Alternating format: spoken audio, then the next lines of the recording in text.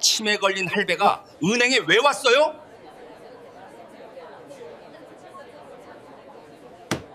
대한은행 VIP센터 부장 박상훈의 이 한마디에 은행 로비 전체가 숨을 죽였습니다. 초라한 노숙자 차림의 노인이 3억 원을 인출하겠다고 하자 직원들은 코웃음을 치며 그를 정신병자 취급했습니다. 거지 주제에 무슨 돈이 있다고 여기 와서 난리예요. 김태의 대리는 주변 고객들에게 들리도록 비웃었습니다. 그런데 바로 그 순간 컴퓨터 화면에 떠오른 계좌 잔액은 3조 5천억 원. 그 노인은 국내 최대 반도체 기업 한빛전자의 창업주였습니다. 더 충격적인 건 그가 단 사흘 만에 3조 원 전액을 인출하며 대한은행을 무너뜨렸다는 사실입니다. 노숙자 취급받던 그 노인은 과연 어떻게 은행을 박살냈을까요? 지금부터 이 사연 시작합니다. 사연 시작 전에 구독 버튼을 눌러주시고 어디서 듣고 계신지 댓글에 남겨주시면 행운의 기운을 전달해드립니다. 오전 10시 서울 종로구의 한 작은 재래시장. 낡은 점퍼에 색바랜 면바지를 입은 노인 한 분이 채소 가게 앞에 서 계셨습니다. 머리는 희끗희끗하고 얼굴엔 세월의 주름이 깊게 패여 있었죠. 손에는 낡은 청가방 하나만 들고 계셨습니다. 사장님, 오늘 시금치 싱싱하네요.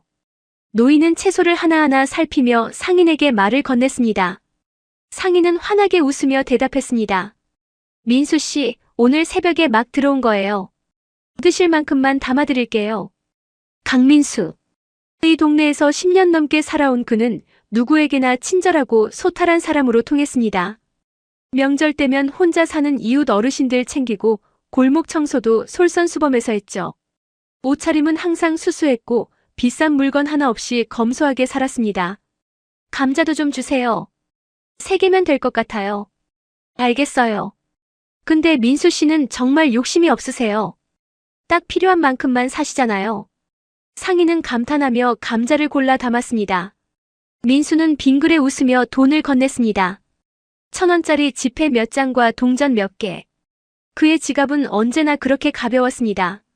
장을 마친 민수는 골목길을 천천히 걸어갔습니다. 2층짜리 낡은 빌라 앞에 도착했죠. 페인트가 벗겨진 철문을 열고 계단을 올라갔습니다. 2층 맨 끝방. 그의 집이었습니다. 방문을 열자 소박한 공간이 나타났습니다. 작은 거실에 오래된 TV 한 대, 낡은 소파 하나, 부엌엔 냉장고와 가스레인지가 전부였습니다. 벽에는 액자 하나 걸려 있었는데 젊은 시절 아내와 찍은 사진이었습니다. 민수는 사진을 한참 바라보았습니다. 아내는 10년 전 세상을 떠났습니다. 그 후로 민수는 더욱 검소하게, 더욱 조용히 살았죠. 화려한 것도 시끄러운 것도 원하지 않았습니다. 그저 평범하게 이웃과 정을 나누며 하루하루를 살아가는 게 전부였습니다. 점심을 간단히 먹고 민수는 창가에 앉았습니다. 창밖으로 골목 풍경이 보였습니다. 아이들이 뛰어놀고 할머니들이 평상에 앉아 이야기 나누는 모습.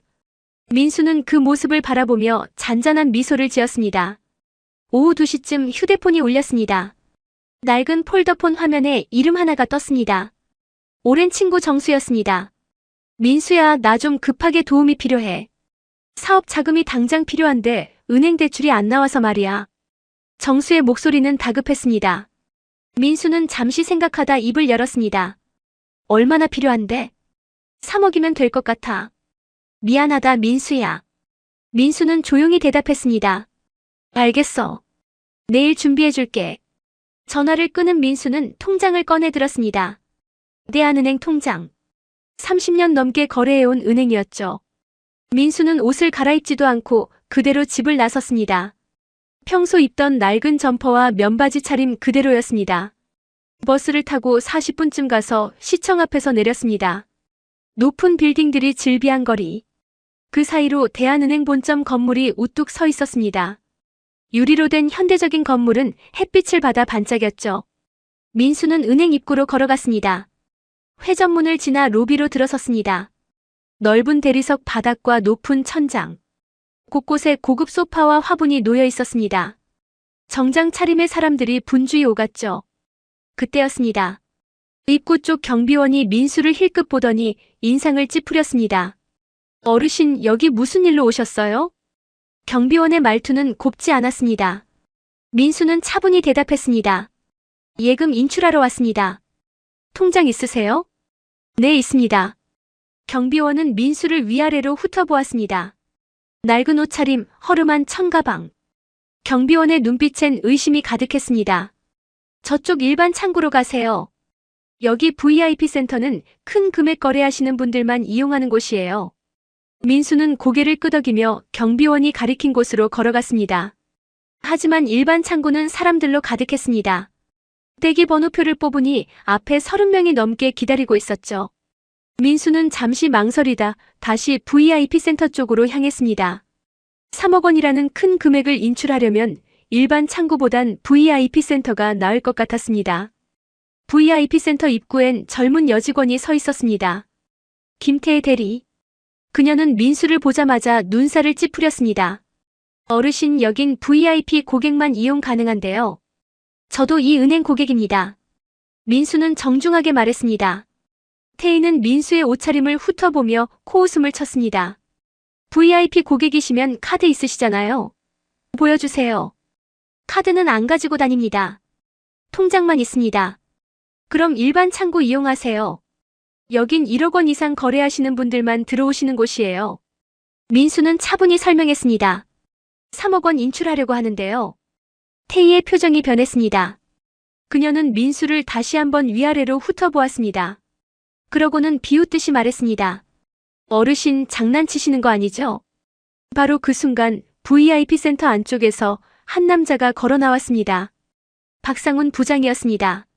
40대 초반 말끔한 정장 차림에 금태 안경을 쓴 그는 VIP 센터의 책임자였습니다. 태희가 민수와 실랑이 하는 모습을 보고 다가왔죠. 무슨 일이에요? 태희는 박상훈에게 속삭이듯 말했습니다. 부장님, 저 어르신이 3억 원 인출하신다는데요. 옷차림 좀 보세요. 박상훈은 민수를 힐끗 보더니 비웃음을 지었습니다. 그는 민수에게 다가가 말했습니다. 어르신, 여기가 어디인 줄 아세요? 장난치러 온 거 아니면 나가주세요. 민수는 여전히 차분한 목소리로 대답했습니다. 장난 아닙니다. 3억 원 인출하러 왔습니다. 3억요? 박상훈은 코웃음을 치며 주변을 둘러보았습니다. 다른 고객 몇 명이 이쪽을 쳐다보고 있었죠. 박상훈은 목소리를 높였습니다. 어르신, 3억이 얼마인 줄 아세요? 거지 같은 차림으로 여기 와서 무슨 3억이에요? 주변 사람들이 수군거리기 시작했습니다. 민수의 얼굴이 조금 굳어졌지만 여전히 침착함을 잃지 않았습니다. 통장 확인해 주시면 됩니다. 통장이요? 혹시 치매 걸리신 거 아니에요? 박상훈의 말에 태희가 킥킥거리며 웃었습니다. 민수는 청가방에서 낡은 통장 하나를 꺼냈습니다. 대한은행 로고가 희미하게 보이는 오래된 통장이었죠. 박상훈은 통장을 받아들고는 한숨을 쉬었습니다. 어휴, 이런 낡은 통장은 처음 보네. 언제 만드신 거예요? 30년은 됐겠는걸요. 정확히는 32년 됐습니다. 민수가 조용히 답했습니다. 박상훈은 통장을 대충 훑어보다가 태희에게 던지듯 건넸습니다. 김대리, 이거 확인 좀 해봐요. 근데 뭐 나올 것 같지도 않지만. 태희는 통장을 받아들고 자리로 돌아갔습니다. 박상훈은 민수를 보며 말했습니다. 어르신, 저기 소파에 앉아서 기다리세요. 근데 3억은 무슨 3만 원도 없을 것 같은데. 민수는 말없이 소파로 걸어가 앉았습니다. 주변 고객들이 민수를 힐끗힐끗 쳐다보며 속닥거렸습니다. 한 여자 고객이 박상훈에게 다가가 작은 목소리로 말했습니다. 부장님, 저런 사람을 왜 안으로 들여보내세요? 분위기 이상해지잖아요. 죄송합니다. 금방 처리하겠습니다. 박상훈은 고개를 숙이며 사과했습니다. 그는 태희에게 다가가 재촉했습니다. 빨리 확인하고 내보내요. 태희는 컴퓨터에 통장 번호를 입력했습니다. 화면이 깜빡이며 로딩되었죠. 그리고 잠시 후 화면에 정보가 떴습니다. 예금주 강민수. 계좌 개설일 1993년 3월 15일. 최종 거래일 2024년 11월 30일. 태희는 화면을 보며 중얼거렸습니다. 진짜 30년 넘었네. 근데 잔액이 얼마나? 그녀의 목소리가 갑자기 멈췄습니다. 눈이 커지며 화면을 다시 한번 확인했죠. 손이 미세하게 떨리기 시작했습니다. 계좌 잔액 351847392154원. 3조 5218억 4739만 2154원. 태희는 숨이 멎는 듯 했습니다. 손으로 입을 막고 다시 한번 화면을 확인했습니다. 숫자가 바뀌지 않았습니다. 3조 5천억 원이 넘는 금액이 그대로 떠 있었죠. 부장님. 태희의 목소리가 떨렸습니다. 박상훈이 짜증스럽게 돌아봤습니다. 왜요? 뭐가 문제예요? 이거 좀 보세요. 태희의 얼굴이 창백해져 있었습니다. 박상훈은 인상을 쓰며 다가갔습니다. 뭐가 그렇게? 그의 말이 끊겼습니다. 컴퓨터 화면을 본 순간 박상훈의 표정이 얼어붙었습니다. 안경 너머로 눈이 믿을 수 없다는 듯 커졌죠. 그는 마우스를 잡고 화면을 위아래로 스크롤했습니다. 거래 내역이 줄줄이 나타났습니다. 수십억 원 단위의 입금 내역들, 배당금, 이자, 주식 매도 대금, 모두 어마어마한 금액들이었습니다. 박상훈의 손이 떨리기 시작했습니다. 그는 황급히 고객 등급을 확인했습니다. 고객 등급 VVIP 플래티넘, 담당 지점 본점 VIP 센터, 관리 담당 이정호 본점장 직접 관리. 박상훈의 얼굴에서 핏기가 싹 가셨습니다. 본점장이 직접 관리하는 고객이라는 것은 은행에서 최상위 중에 최상위 고객이라는 뜻이었습니다. 전국에 몇 명 되지 않는 초고액 자산가였죠. 이럴 수가. 박상훈이 중얼거렸습니다. 태희는 떨리는 목소리로 물었습니다. 부장님 어떡해요? 우리 저분한테. 박상훈은 아무 말도 할 수 없었습니다. 소파에 앉아 조용히 기다리고 있는 민수의 모습이 눈에 들어왔습니다. 낡은 점퍼, 색바랜 면바지, 허름한 청가방. 하지만 그 평범한 노인이 3조 원이 넘는 자산을 가진 대한민국 최고의 부자 중 한 명이었습니다. 박상훈의 머릿속이 하얗게 변했습니다. 방금 전 자신이 그에게 했던 말들이 떠올랐죠. 거지 같은 차림. 치매 걸리신 거 아니에요? 3만 원도 없을 것 같은데. 박상훈은 식은땀이 등줄기를 타고 흘렀습니다. 그때 민수가 소파에서 일어나 이쪽으로 걸어왔습니다. 민수는 천천히 카운터로 다가왔습니다. 박상훈과 태희는 그 모습을 보며 몸이 굳어버렸습니다. 민수가 카운터 앞에 섰습니다. 확인 끝나셨습니까? 민수의 목소리는 여전히 차분했습니다. 박상훈은 급하게 자세를 고쳐 잡으며 말을 더듬었습니다. 아닙니다. 고객님 죄송합니다. 제가 실수를. 3억 원 인출 가능합니까? 민수가 박상훈의 말을 끊었습니다. 박상훈은 황급히 고개를 끄덕였습니다. 네. 당연히 가능하십니다. 지금 바로 준비해드리겠습니다. 박상훈의 태도가 180도 바뀌었습니다. 아까까지 반말하던 사람이 갑자기 극존칭을 쓰기 시작했죠. 민수는 그런 박상훈을 차갑게 바라보았습니다. 아까는 거지라고 하시지 않으셨습니까? 그게 치매 걸렸다고 하시지 않으셨습니까? 박상훈의 얼굴이 새하얗게 변했습니다. 태희도 옆에서 벌벌 떨고 있었죠. 민수는 계속 차분한 목소리로 말을 이었습니다. 3만 원도 없을 것 같다고 하셨죠? 정말 죄송합니다. 제가 눈이 없어서 정말 용서해 주십시오. 박상훈이 허리를 깊이 숙였습니다. 태희도 황급히 따라서 고개를 숙였죠. 주변에 있던 다른 고객들이 이 광경을 보며 수군거리기 시작했습니다. 저 사람 누구야? 저 직원들이 왜 저래? 뭔가 큰일 난 것 같은데. 민수는 주변을 둘러보았습니다. 아까 자신을 힐끗거리며 수군거리던 사람들이 눈에 들어왔습니다. 그는 다시 박상훈을 보며 말했습니다. 3억 원이 아닙니다. 박상훈이 고개를 들며 민수를 바라보았습니다. 민수의 다음 말에 박상훈의 얼굴이 더욱 창백해졌습니다. 3조 원을 인출하겠습니다. 전액입니다. 네. 3조 원이요? 박상훈이 믿을 수 없다는 표정으로 되물었습니다. 민수는 고개를 끄덕였습니다. 네. 계좌에 있는 돈 전부 인출하겠습니다. 순간 VIP 센터가 조용해졌습니다. 대기하던 고객들도 모두 이쪽을 쳐다보았죠. 태희는 입을 막으며 뒤로 물러섰습니다. 고객님 3조 원은 너무 큰 금액이라 바로 처리가 어렵습니다. 본점장님께 보고를 드려야. 그럼 본점장 불러주십시오. 민수의 목소리는 단호했습니다. 박상훈은 떨리는 손으로 전화기를 들었습니다. 본점장실로 전화를 걸었죠. 점장님. 지금 VIP 센터로 급히 와주셔야 할 것 같습니다. 잠시 후 본점장실 문이 열리며 한 남자가 급하게 걸어 나왔습니다. 이정호 본점장이었습니다. 50대 중반 회색 정장을 입은 그는 VIP 센터로 빠르게 걸어왔습니다. 무슨 일입니까? 이정호가 박상훈에게 물었습니다. 박상훈은 민수를 가리키며 떨리는 목소리로 말했습니다. 강민수 고객님이 3조 원 전액 인출을 요청하셨습니다. 이정호의 시선이 민수에게로 향했습니다. 그는 민수를 보자마자 표정이 굳어졌습니다. 급히 민수에게 다가가 정중하게 인사했습니다. 강 회장님 오랜만입니다. 제가 인사도 못 드렸습니다. 안녕하십니까 점장님. 민수는 차분하게 인사했습니다. 이정호는 주변을 둘러보다가 박상훈에게 물었습니다. 무슨 일이 있었습니까? 박상훈은 말을 잇지 못하고 우물쭈물했습니다. 민수가 대신 입을 열었습니다. 점장님, 오늘 제가 이 은행에서 받은 대우에 대해 말씀드리고 싶습니다. 이정호의 표정이 심각해졌습니다. 민수는 차근차근 설명하기 시작했습니다.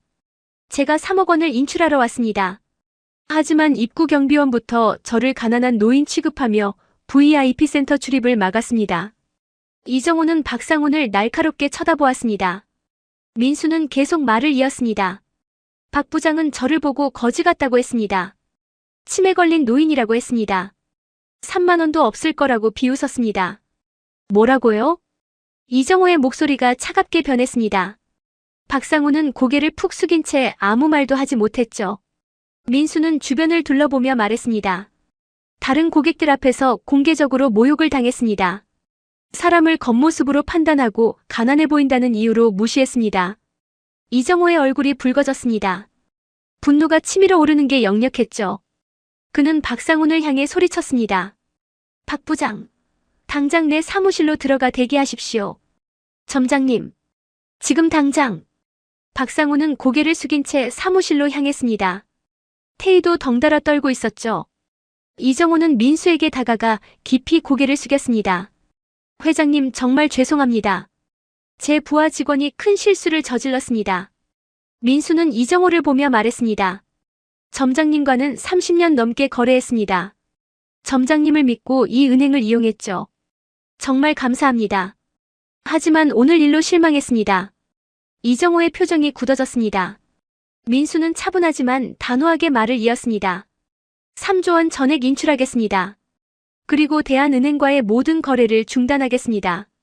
순간 VIP 센터에 있던 모든 사람들이 숨을 죽였습니다. 이정호의 얼굴이 창백해졌습니다. 3조 원이 넘는 자산이 한순간에 빠져나간다는 것은 은행에 엄청난 타격이었습니다. 그는 급하게 민수를 말렸습니다. 회장님, 제발 한 번만 더 기회를 주십시오. 제가 책임지고 이 문제를 해결하겠습니다. 점장님의 잘못이 아닙니다. 하지만 이 은행의 시스템과 문화가 문제입니다. 민수의 목소리는 흔들림이 없었습니다. 이정호는 필사적으로 설득했습니다. 30년 넘게 쌓아온 신뢰가 있지 않습니까? 제가 직접 사과드리겠습니다. 박 부장은 즉시 징계하겠습니다. 징계만으로 해결될 문제가 아닙니다. 민수는 주변을 둘러보았습니다. VIP 센터에 있던 다른 고객들, 직원들이 모두 이쪽을 주시하고 있었습니다. 민수는 다시 이정호를 보며 말했습니다. 사람을 돈으로 판단하는 문화, 겉모습으로 사람을 나누는 시스템. 그게 바로 이 은행의 문제입니다. 이정호는 아무 말도 할 수 없었습니다. 민수의 말이 전곡을 찔렀기 때문이었죠. 민수는 계속 말을 이었습니다. 오늘 저는 초라한 옷을 입고 왔습니다. 하지만 제가 명품 정장을 입고 고급 차를 타고 왔다면 어땠을까요? 박 부장이 저를 거지라고 했을까요? 그건 아니었겠죠. 아마 극진하게 대접했을 겁니다. 민수의 말에 이정호는 고개를 숙일 수밖에 없었습니다. 민수는 한숨을 쉬며 말했습니다. 저는 아내를 잃은 후 검소하게 살기로 했습니다. 돈이 많다고 해서 그걸 과시하고 싶지 않았습니다. 그저 평범한 사람들 사이에서 조용히 살고 싶었습니다. VIP 센터에 있던 사람들이 민수의 말에 귀를 기울였습니다. 민수는 조용히 말을 이었습니다. 하지만 오늘 깨달았습니다. 이 세상은 겉모습을 중요하게 본다는 것을. 돈이 많으면 존중받고 가난해 보이면 무시당한다는 것을. 회장님, 점장님, 저는 이런 은행과 거래하고 싶지 않습니다. 민수의 단호한 말에 이정호는 더 이상 할 말이 없었습니다.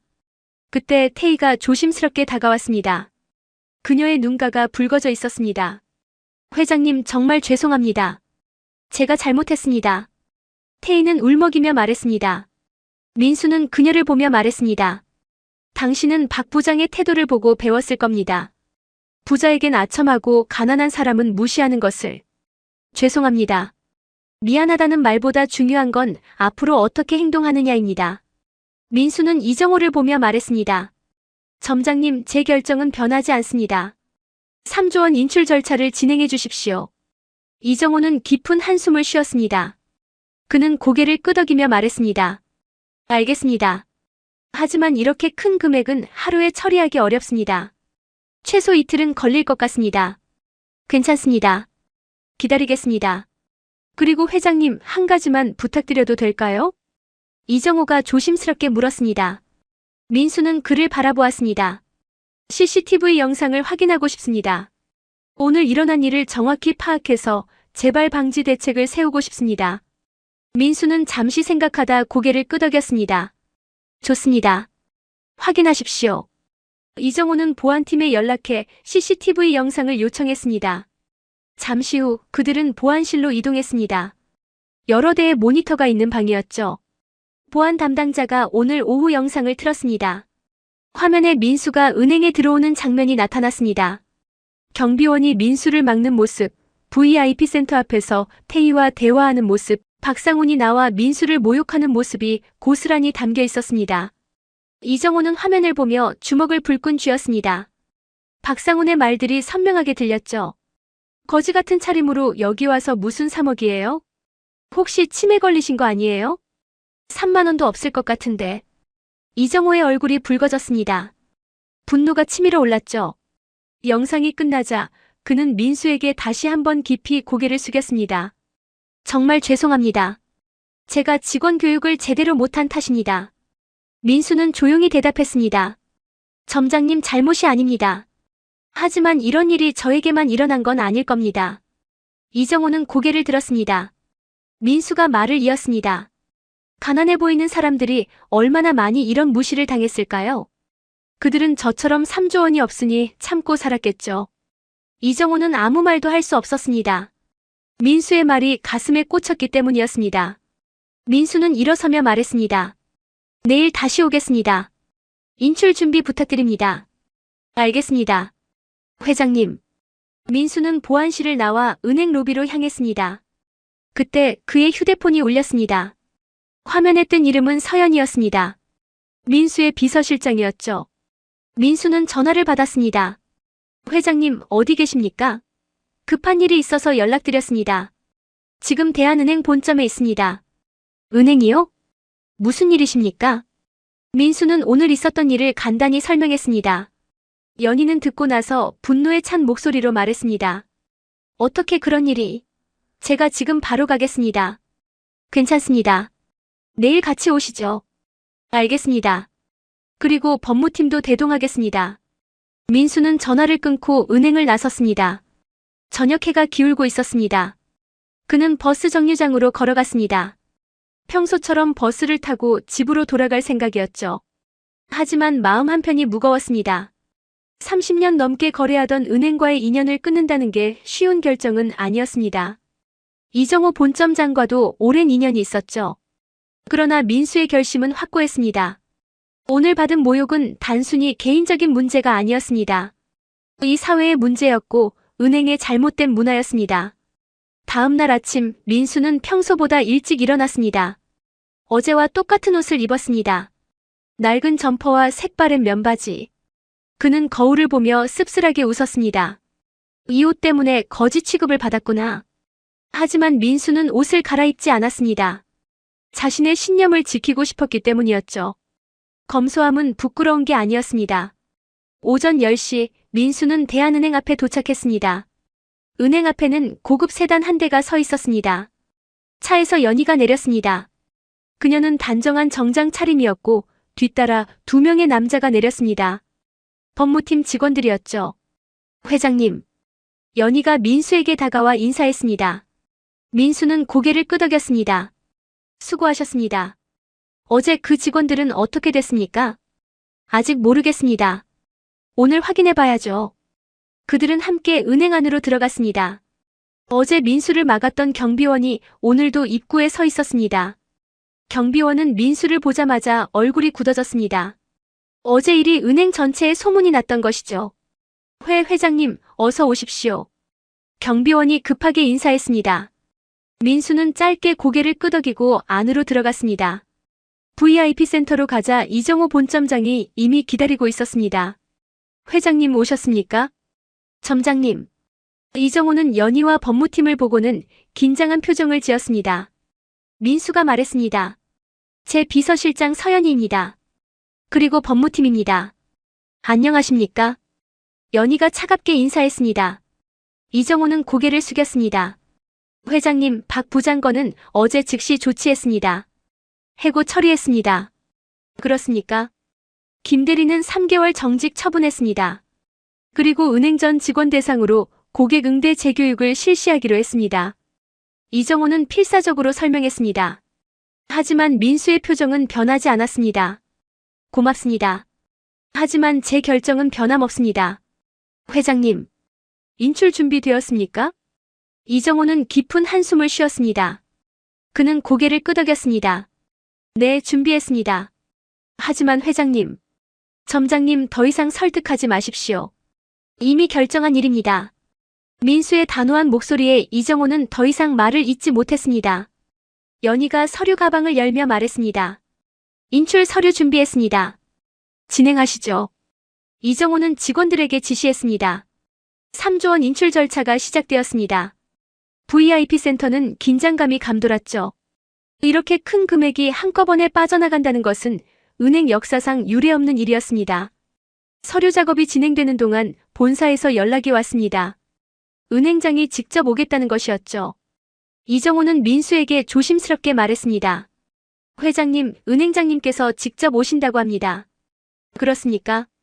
민수는 담담하게 대답했습니다. 30분쯤 지나자 은행장이 도착했습니다. 60대 초반의 백발 노신사였습니다. 그는 급하게 VIP 센터로 들어왔습니다. 강 회장님 오랜만입니다. 은행장이 깊이 고개를 숙이며 인사했습니다. 민수는 자리에서 일어나 인사했습니다. 은행장님 안녕하십니까?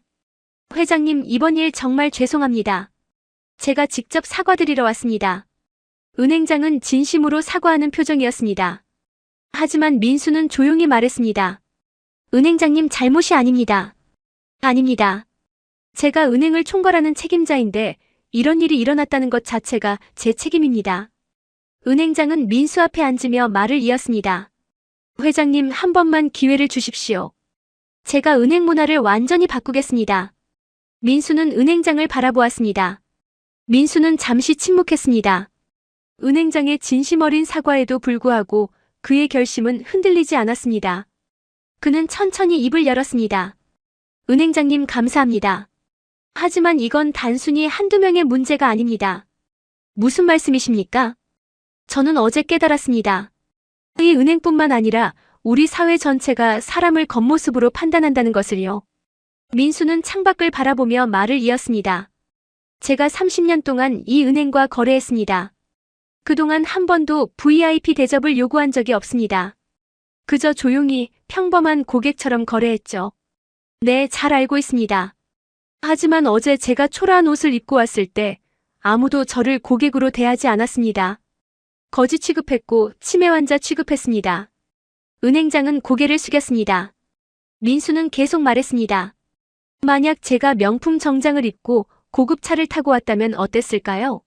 아마 입구부터 최고급 대접을 받았겠죠. 죄송합니다.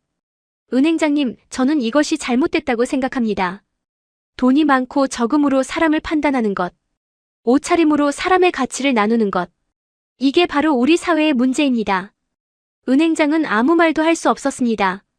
민수의 말이 전곡을 찔렀기 때문이었죠. 민수는 다시 은행장을 보며 말했습니다. 제가 이번에 3조 원을 인출하는 이유는 복수가 아닙니다. 경고입니다. 경고요? 네. 이 사회에, 이 은행에, 그리고 저 자신에게 하는 경고입니다. 사람을 겉모습으로 판단하지 말라는.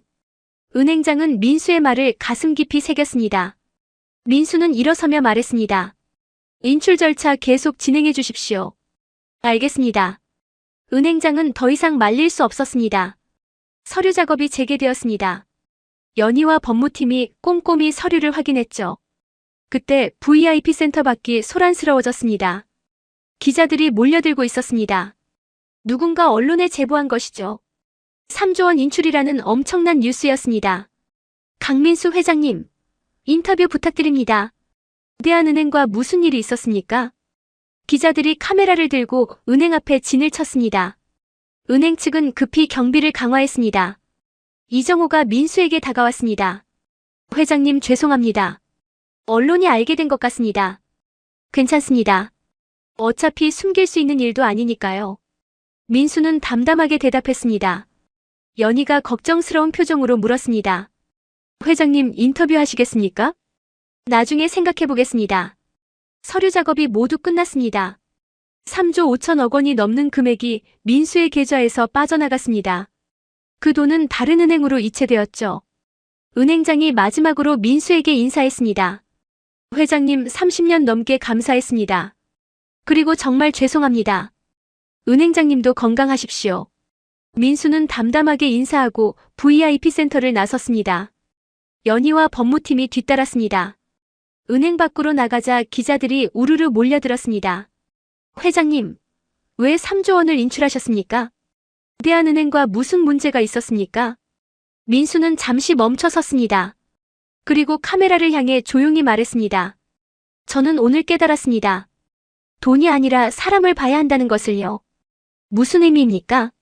사람을 겉모습으로 판단하지 마십시오. 옷이 초라하다고 가난해 보인다고 무시하지 마십시오. 진짜 가난은 돈이 없는 게 아니라 마음이 가난한 겁니다. 민수의 말에 기자들이 조용해졌습니다. 민수는 차에 올라탔습니다. 연희가 운전석에 앉았고 차는 천천히 출발했습니다. 은행 안에서는 난리가 났습니다. 3조 원이 빠져나갔다는 소식에 본사가 발칵 뒤집혔죠. 주가도 급락하기 시작했습니다. 대한은행 주식이 하루 만에 15%나 떨어졌습니다. 이정호는 사무실에 앉아 한숨을 쉬었습니다. 박상훈의 어리석은 행동 하나가 은행에 엄청난 타격을 준 것이죠.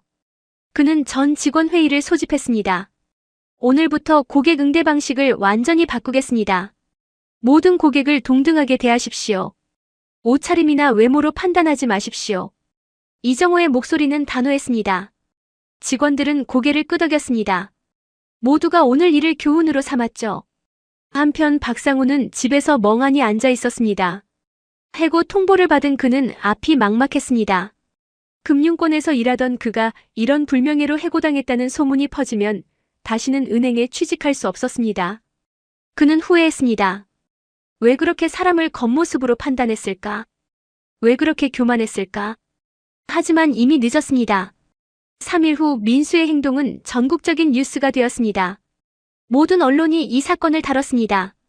검소한 억만장자, 은행 갑질에 3조 원 인출. 노숙자 차림 노인, 알고 보니 재계 거물. 겉모습으로 사람 판단한 은행, 3조 원 날렸다. 기사들이 쏟아졌습니다. 사람들의 반응도 뜨거웠죠. 인터넷 댓글창은 난리가 났습니다. 잘했다. 저런 은행은 망해야 해. 사람을 돈으로 판단하는 사회가 문제다. 진짜 부자는 저렇게 겸손하구나. 여론은 민수의 편이었습니다. 대한은행에 대한 비난이 쏟아졌죠. 은행은 공식 사과문을 발표했습니다. 고객을 차별한 점 진심으로 사과드립니다. 앞으로 이런 일이 없도록 시스템을 개선하겠습니다. 하지만 여론은 쉽게 진정되지 않았습니다. 대한은행의 주가는 계속 떨어졌고 고객들이 이탈하기 시작했습니다. 한 달 만에 1,000억 원 넘는 예금이 빠져나갔습니다. 은행장은 긴급 이사회를 소집했습니다. 그는 전면적인 개혁을 약속했습니다. 모든 지점에 고객 평등 원칙을 도입하겠습니다. VIP 고객이든 일반 고객이든 동등하게 대하겠습니다. 은행 전 직원 대상으로 인권 교육을 실시하겠습니다. 고객 차별 행위 적발 시 즉시 해고하겠습니다. 대한은행은 변화하기 시작했습니다. 하지만 이미 입은 타격은 컸죠. 주가는 한 달 만에 30%나 떨어졌습니다. 시장에서의 신뢰도 크게 하락했습니다. 한편 박상우는 더욱 비참한 처지가 되었습니다. 그의 행동이 뉴스로 보도되면서 금융권 어디에서도 그를 받아주지 않았습니다. 그는 실직 상태로 몇 달을 보냈죠. 어느 날 박상우는 작은 편의점 앞에서 아르바이트 구인 광고를 보았습니다. 그는 망설이다가 들어가 지원했습니다. 예전에 그였다면 상상도 못할 일이었죠. 경력이 어떻게 되세요? 편의점 주인이 물었습니다. 박상우는 거짓말을 할 수 없었습니다. 은행에서 일했습니다. 은행이요? 그런데 왜 편의점에? 박상우는 고개를 숙였습니다. 그의 얼굴은 수치심으로 붉어졌습니다. 주인은 박상훈을 보며 고개를 저었습니다. 죄송합니다. 더 적합한 분을 찾아보겠습니다. 박상훈은 편의점을 나왔습니다. 거리를 걷다가 문득 멈춰 섰습니다. 길거리에 노숙자 한 명이 앉아 있었습니다. 낡은 옷을 입고 손을 내밀며 구걸하는 모습. 박상훈은 그 모습을 보며 떠올렸습니다. 자신이 민수에게 했던 말들을, 거지라고 했던 것을, 치매 환자라고 했던 것을. 그는 주머니에서 10,000원짜리 지폐를 꺼냈습니다. 자신에게 남은 돈이 얼마 안 됐지만 그는 그 돈을 노숙자에게 건넸습니다. 드세요. 노숙자는 놀란 듯 박상훈을 쳐다보았습니다. 그리고 고맙다며 고개를 숙였습니다. 박상훈은 그 모습을 보며 눈시울이 뜨거워졌습니다.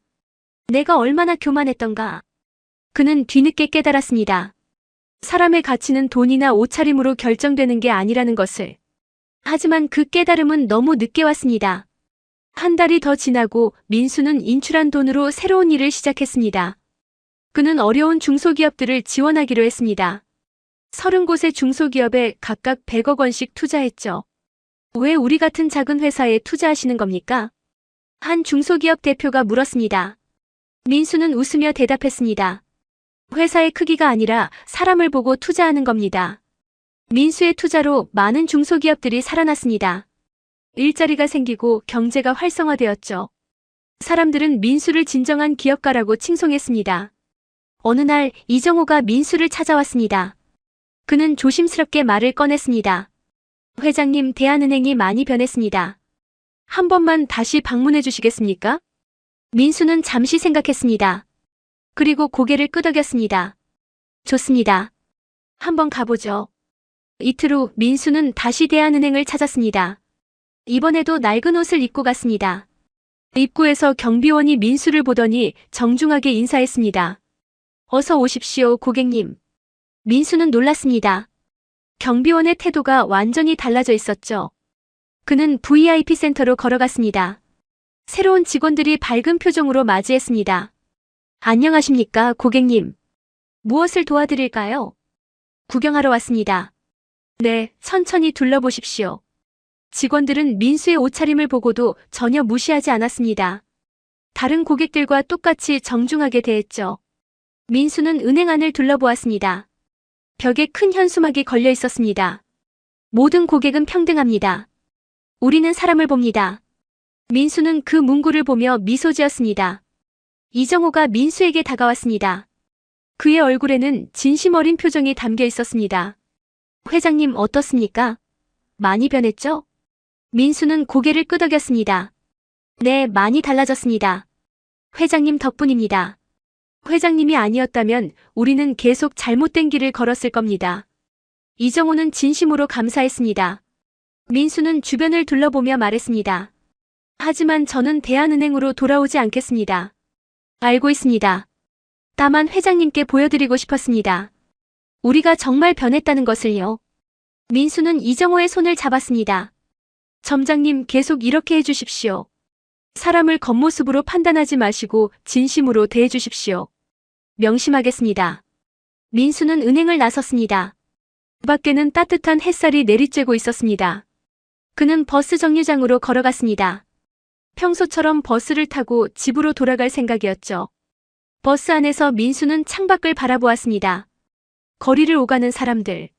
누군가는 화려한 옷을 입고 누군가는 평범한 옷을 입고 있었습니다. 하지만 모두 똑같은 사람이었습니다. 집에 도착한 민수는 액자 속 안의 사진을 바라보았습니다. 여보, 제가 옳은 일을 한 거겠죠? 사진 속 아내는 밝게 웃고 있었습니다. 민수는 그 미소를 보며 마음이 편안해졌습니다. 며칠 후 민수는 시장에 장을 보러 갔습니다. 채소가게 주인이 반갑게 맞이했습니다. 민수 씨, 요즘 뉴스에서 자주 보던데요. 대단하세요. 아닙니다. 그냥 당연한 일 했을 뿐입니다. 당연한 일이라니요. 민수 씨 덕분에 세상이 조금은 나아진 것 같아요. 민수는 빙그레 웃었습니다. 그는 평소처럼 시금치와 감자를 샀습니다. 지갑에서 1,000원짜리 지폐를 꺼내 건넸죠. 민수 씨, 오늘은 제가 쏠게요. 감사의 표시로요. 아닙니다. 제가 사 먹는 건데 어떻게 공짜로 받습니까? 민수는 정중히 거절하고 돈을 건넸습니다. 주인은 민수의 고집을 꺾을 수 없었습니다. 민수는 장바구니를 들고 집으로 돌아왔습니다. 저녁을 먹고 민수는 연희에게 전화했습니다. 연희 씨, 중소기업 투자건은 어떻게 진행되고 있습니까? 잘 되고 있습니다. 30곳 모두 좋은 성과를 내고 있습니다. 특히 3곳은 흑자 전환에 성공했습니다. 다행입니다. 회장님, 다음 투자 계획은 어떻게 하시겠습니까? 계속하겠습니다.